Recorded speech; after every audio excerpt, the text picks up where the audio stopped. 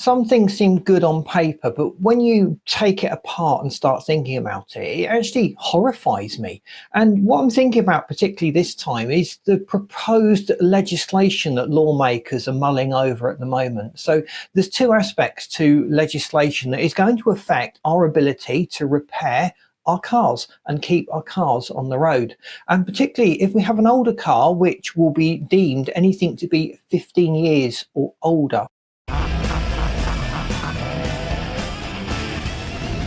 The first law change that's being mulled here in Europe is that you can only fit original equipment manufacturer parts on your car. So that would completely rule out the entire aftermarket. We wouldn't be able to get alternative, cheaper parts from other suppliers, and we'll pretty much be over a barrel. We'll have to pay whatever the manufacturer decides to charge for the part. So thankfully, this doesn't seem to be gaining very much traction. So I don't think that is something we need to worry about, but we do need to be aware of these changes to the law so that these lawmakers to realise the implications of passing these restrictions and measures that affect all of our motoring lives and the manufacturers as a whole.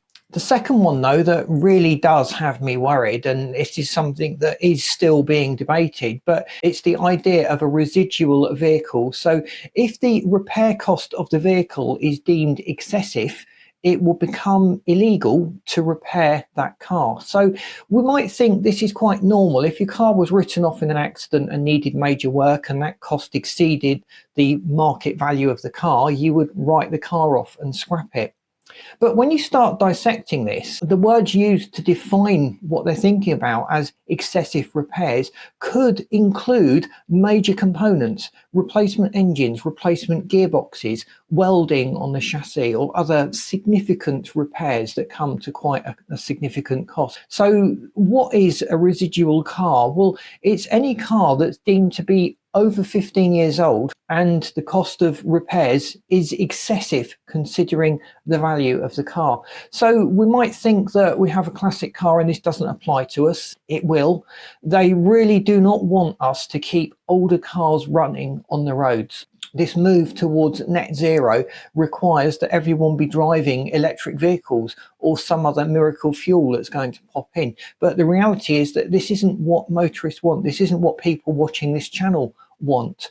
And as people doggedly stick to their older cars, lawmakers are going to be forced to make it uncomfortable or untenable to keep those older cars on the roads. So they're mulling over these changes to legislation that prevent us from keeping our cars running. So eventually there will be no such thing as a classic car. So please let me know what your thoughts are on this legislation. Is it fair and reasonable? Or can you come up with an alternative that would keep everyone happy, including the environmental campaigners and those that are enthusiasts and really love their cars?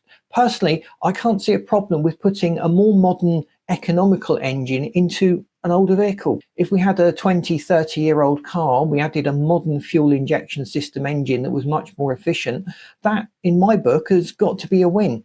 But if that would be considered an excessive cost of repair or replacement, that would be outlawed and we'd lose another wonderful classic car. So please boot the like button. That really does help us to get out there. If you haven't subscribed to the channel, please do so. We'd hate you to miss out on the great content we've got coming up. You can watch this video that I've lined up for you and this playlist as well that you should find really interesting. Thanks for watching. See you in these next videos.